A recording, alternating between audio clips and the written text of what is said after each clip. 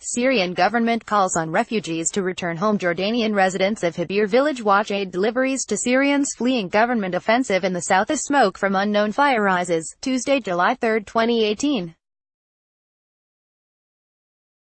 The UN says Syria government's Russian-backed offensive to recover southern territories from rebels has displaced 270,000 people, 60,000 of them headed near the sealed Jordanian borders. AP photo, Rada Dela, Beirut. AP. The Syrian government on Tuesday called on refugees to return, saying it has successfully cleared large areas of terrorists. The rare appeal reflects the government's growing confidence after more than 7 years of war. While officials usually appeal to Syrians abroad to return during television appearances and interviews, this is the first formal appeal broadcast on official media.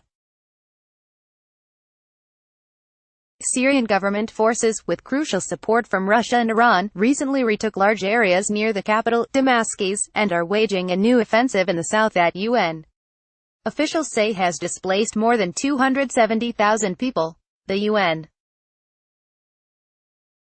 Security Council scheduled closed consultations for Thursday on the offensive and rapidly deteriorating humanitarian situation in the southwest at the request of Sweden and Kuwait.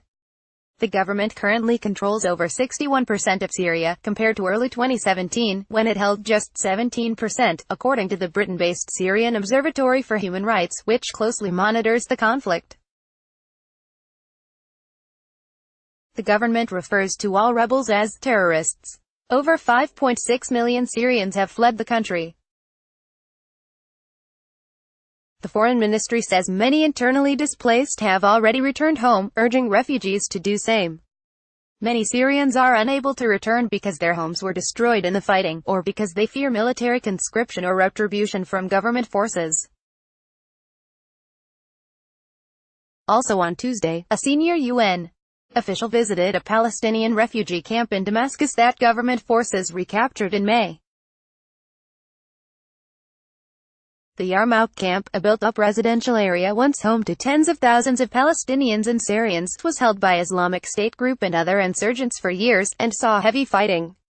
The scale of the destruction in Yarmouk compares to very little else that I have seen in many years of humanitarian work in conflict zones, said Pierre Crianbel, the Commissioner General of the UN Agency for Palestinian Refugees. The camp, once home to 160,000 Palestinian refugees, now lies in ruins.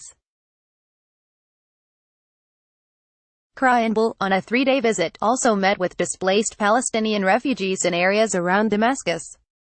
They expressed anxieties about the prospects of their return and reconstruction, he said. Crianbel said U.S. funding cuts had created the largest ever funding shortfall in UNRWA's history. The agency has a deficit of $446 million, he said, and has since mobilized to raise $200 million through other donors. He said the priority is to keep schools around Syria open for Palestinian refugees. UNRWA provides basic services to Palestinian refugees from what is now Israel and their descendants, who now number around 5 million and are scattered across the Palestinian territories, Lebanon, Syria and Jordan. Copyright 2018 The Associated Press. All rights reserved. This material may not be published, broadcast, written or redistributed.